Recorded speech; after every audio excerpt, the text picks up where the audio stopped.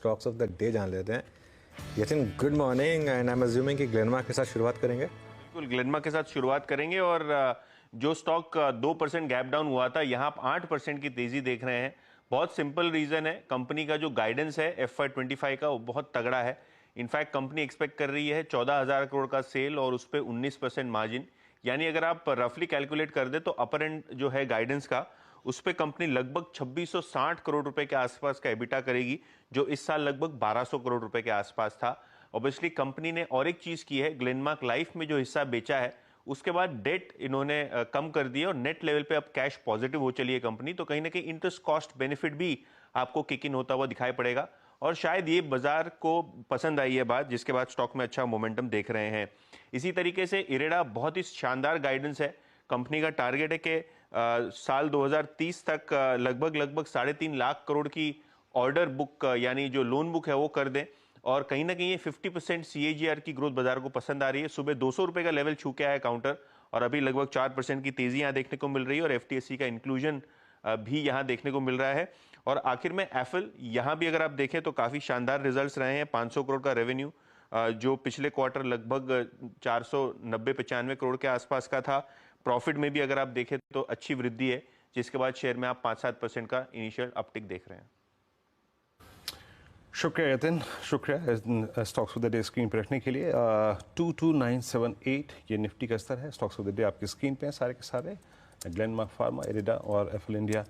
एक बार डायरेक्टर साहब निफ्टी की 2300 की कॉल पुट का आउटस्टैंडिंग वाई रखिएगा स्क्रीन पे। और मैं देख रहा हूँ कि आई थिंक इंट्राडे में 23,000 की कॉल पे कंसंट्रेशन काफ़ी बढ़ गया है और 23,100 की पुट भी। प्लीज़ इंट्राडे 23,000 माफ़ कीजिएगा, यहाँ पे कितना आउटस्टैंडिंग आई है कॉल पे? करीब 84.8 का। और एक बार पुट लेके आइए जरा प्लीज़ 23,000 की। मैं देख रहा हूँ आई थिंक कल भी मतलब शुक्रवार को भी यहीं पे कंसंट्रेशन था बहुत ज़्यादा। पुट यहाँ पे भी ऑलमोस्ट 86 यानी सिमिलर क्वांटम में कॉल और पुट्स के वाई खड़े हैं।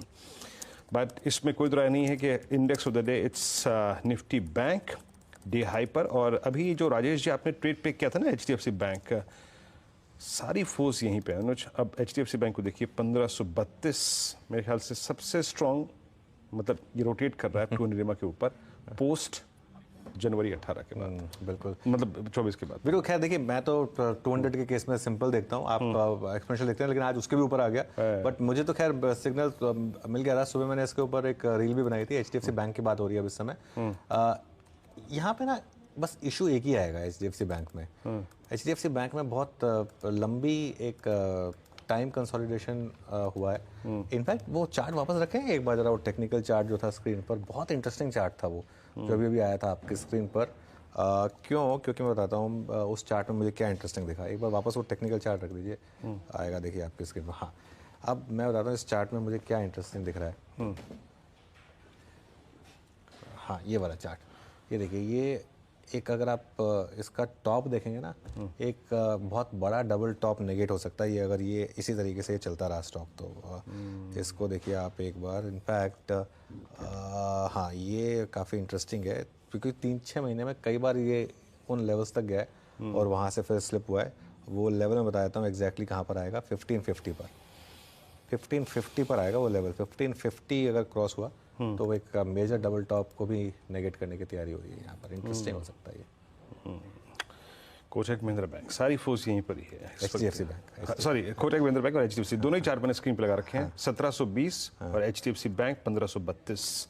एक बार कंट्रीब्यूटर लेके आएंगे जरा प्लीज निफ्टी बैंक के, क्योंकि सारी की सारी आई थिंक जो फोर्स है ना वो इस वक्त निफ्टी बैंक में ही है।